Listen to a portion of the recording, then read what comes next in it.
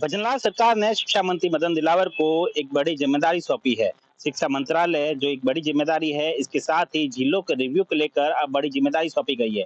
इससे पहले यह जिम्मेदारी डिप्टी सीएम प्रेमचंद बैरवा के पास थी। प्रेमचंद बैरवा से यह जिम्मेदारी छीनकर अब मदन दिलावर को, जो शिक्षा मंत्री है, उन्हें सौंपी गई है। दरअसल जिस तरह से पूर्ववर्ती गहलोत सरकार ने चुनाव से ठीक पहले 17 झीलों का गठन किया था, इसके साथ ही 3 संभाग का गठन भी किया था। इसको लेकर जब भाजपा विपक्ष में थी तो लगातार सरकार के ऊपर हमलावर थी। उनका कहना था कि राजनीतिक कारणों से इन जिलों का गठन किया गया है। कई जिले जो है समीक्षा पर खड़े नहीं उतरते, कई मापदंडों पर खड़े नहीं होते थे। यहाँ तक कि एक विधानसभा को भी जिला बना दिया गया है।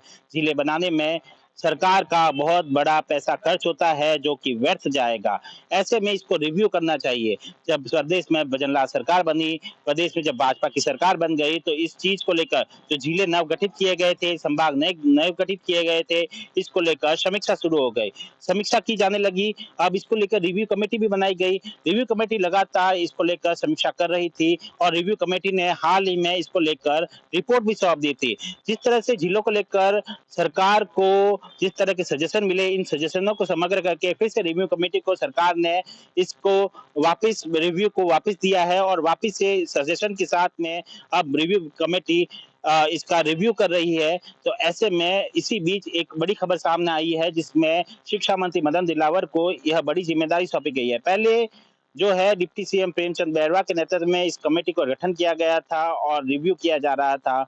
लेकिन अब जो है शिक्षा मंत्री मदन दिलावर के नेतृत्व में यह कमेटी काम करेगी और रिव्यू करेगी। ऐसा माना जा रहा है कि इसी महीने के अंदर रिव्यू कमेटी का जो है परिणाम आ सकता है और बताया जा सकता है कि कौन से जिले अब रहेंगे और कौन से जिले जो है वह रद्द कर दिए जाएंगे, कौन से संभाग रहेंगे और किन संभागों को हटा दिया जाएगा। ऐसा माना जा रहा है कि दर्जन भर जिले जो है राजस्थान से फिर से हट सकते हैं।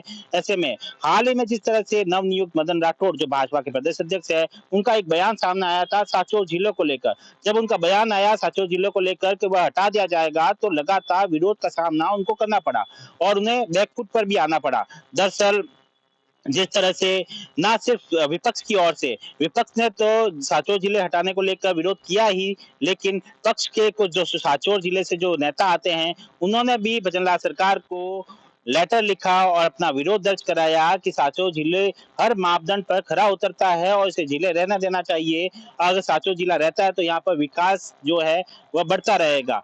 हालांकि फिर अपने बयान के लेकर मदन राठौड़ वापस बैकफुट पर भी आए और उन्होंने अपने बयान से माफी भी मांगी और कहा कि जिस सरकार रिव्यू कर रही है, जो मापदंडों पर खरा नहीं उतरेगा उन्हीं जिलों को हटाया जाएगा। लेकिन माना जा रहा है कि जल्द भी इस पर बड़ा फैसला आ सकता है। अब जिस तरह से मदन दिलावर को इस पूरी रिव्यू को लेकर जिम्मेदारी सौंपी गई है, तो ऐसा माना जा रहा है कि इस पे एक बड़ा परिवर्तन देखने को मिल सकता है।